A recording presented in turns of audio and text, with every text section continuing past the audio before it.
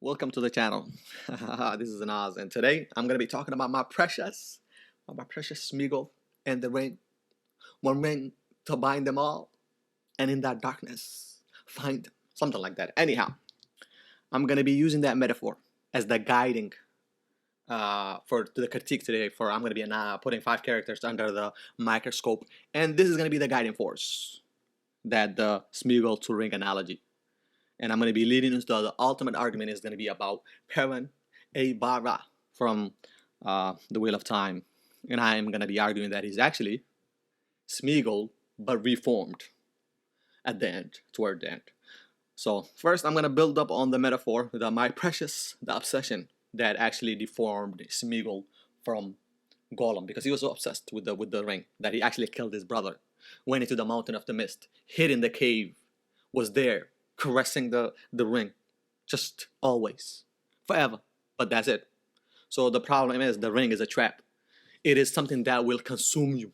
You will be looking into the abyss of the void forever and eternity. So I will explore some of these. I will explore how that kind of unhealthy toxic fixation on a person or a thing, be it a tangible thing like the ring or a memory, can cause a person to lose interest in life and become detached and fixated on that single event. So, anyhow, if you're new to this channel, please welcome. If you are a returner, you will obey, await, and serve as the Helena, which is the forerunners of the Sanchan. So, the roster of the characters that are on this list is going to be Naruto and Sasuke, Barry Allen from the Flashpoint Paradox, who is basically really what led me to make this video, but the idea has been with me for a while now. And then Bruce Wayne and his parents' murder, that dichotomy there. Perrin Aybara, and I'm going to leave it blank because I want that to be later on in the video. So the idea is this obsession, this possessiveness, this point hinders the character from effectively living a normal life and being, normal. So let's dive into the first one. And I don't think Naruto is really guilty of this crime as much, like the effect of Smeagol being obsessed with the ring. But Naruto has a fixation, and we can all guess who the ring is in this sense. It's going to be Sasuke, or him being returned to the village after Sasuke leaves, goes rogue, okay? And Naruto is obsessed with him coming back to the fold, coming back to the family, even though this man has betrayed, stabbed, did everything in his power to destroy the Lee village. Yet, somehow, somewhere, my precious Sasuke, I at some point in just realizing this, I felt like I could find that analogy and be like, whoa, is Naruto Smeagol and is Sasuke the ring? But it was just a light touch, and it's building on the, so because Naruto basically disregards at one point, Sasuke is resolving to kill Sakura, Itachi, and even at then, he's like, oh, we're gonna die together. Come on, really? So I understand that was the driving force to not give up, but if, at some point it felt like that, their relationship. Now we're gonna go back to the comic books, the one and the one that actually led me to it. But comic books and their origin is always there in any other comic book story, any other volume, any other writer when they comes on and takes that.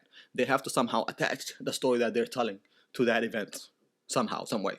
So for this one, the 2 characters that are going to be under the lens is going to be Bruce Wayne and Barry Allen from the Flashpoint Paradox in this case.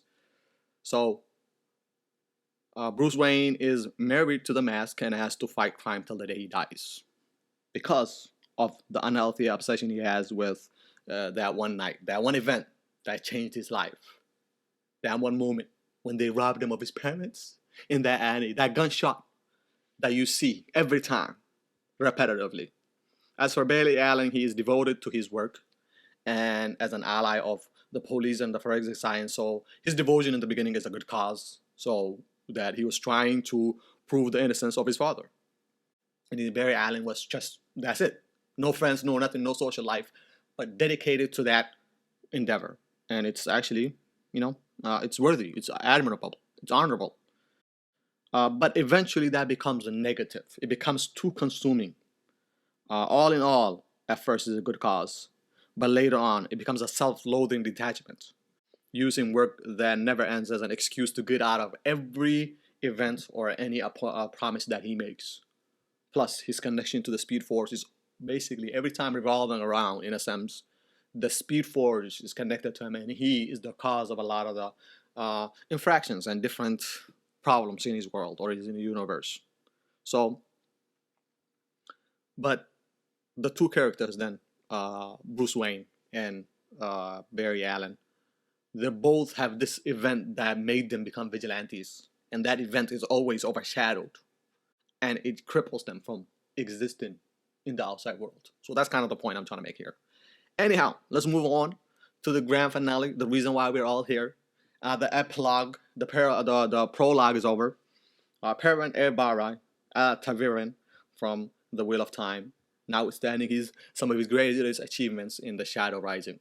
And I think that was the issue leading to the problem was he already did everything. He was developed so well in the Shadow Rising. But it was during the period after Doom as well. I'm going to kind of play around and keep you guys in the suspense. That this was the period that I noticed this event. Around that period when Perrin Aybara was coming, High Chisaline, basically after the events of the Doom as well. After that event, the horrific event. He's sitting there and contemplating. But now when they're journeying back to Carrion, the group ran, the Aiel, the people that came to help him, save him, everybody. The Aes Sedai, the ones that kneeled. He is so fixated on one thing. It's my precious, my Fael, and her safety. That is his kryptonite in this case for Perrin Aybara. And it was at this point that I noticed it was annoying because everything else didn't matter along the way while they were coming back. Any other different political infringements, he yelled at Gaul one time because Gaul was asking him something and he was so fixated and nervous. And that was the only thing he was thinking about. Is she safe? What about if something happened? Is she safe? And he was angry when he realized that the two Aiel, Chiad, and what was her name? I forgot the other girl. Were not protecting Fael as if that's the thing that they can know. They came back and they wanted to go rescue. Who do you think the Kara Khan? Okay? So he yells like Gaul. And a lot of the statements that are repeated in his monologue is that nothing else matters. Nothing else but her safety matters. The city can burn. Everything. Screw the pattern. The Wheel of Time turns and the pattern and all that.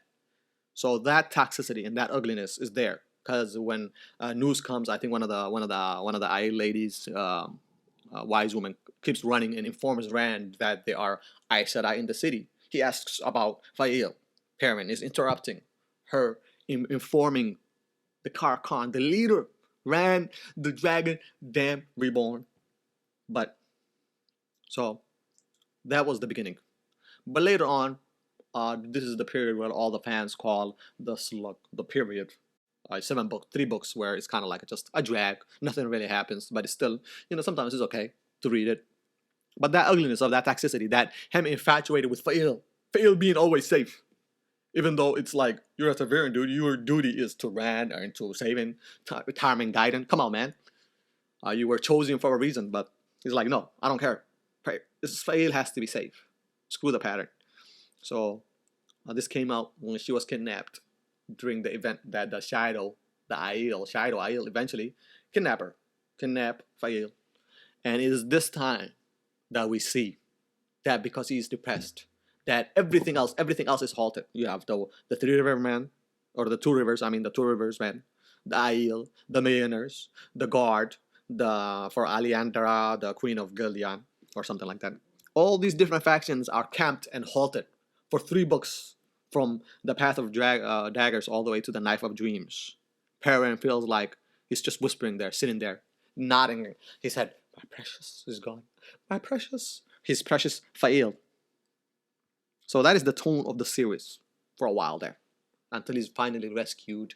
And one of the good things that comes out of that, prolonged, kidnapped, and it's just back and forth where the Shadow is just playing this game of breaking everything, throwing away with the old and embracing the new. But during that time, at least they were, he took care of them, got rid of them. He took care of Masima, the crazy idiot, and also he had a good collaboration with the Sanchan, which built a good word for Rand's, army. Now, now another thing that we can note and say, and we can actually point to Aram. Aram during this period, Perrin really neglected him. He just looked at it as he just basically let him associate with Masima, knowing what Masima was, a poison. No, smelling the smell told him what kind of a forensic idiot Masima was. But Aram, who was a tinker, who was not supposed to even pick anything else, who was not supposed to pick up the sword because he had nothing else to dedicate his life to. Now he had a hole, and he made that hole fill it with Perrin and Fail. So from Aram's tech, Fail is gone, and he's blaming it Perrin. And instead of Perrin being the upper man and guiding this young, this apprentice, this foolish pup, and teaching him the ways like he was taught. Also, Perrin was taught by who? By Hopper. Why doesn't he do the same? Why doesn't he reciprocate that same people to master relationship to Aram? Because he's fixated on the safety of Fail, my precious. So in this case, if he continued this pattern at the last battle, which he does not, he lets her fly. He lets Fail. She's not supposed to be caged. Now the issue is this. Okay, I have to make the distinction that there's nothing wrong with him being concerned for her safety. There's nothing wrong with that. What I have an issue with is the constant, or him wanting to have control in the environment that she's in. That environment, he wants to have control over the environment so that she's safe. Okay? Anyways, so in that sense, I kind of think, or I'm arguing, that Perrin is a reformed Smeagol because he's fixated with Fail, precious Fail, with her safety, that eventually, that is what he has to break out of. That is what he has to get developed out of. So he's saved later on and reformed.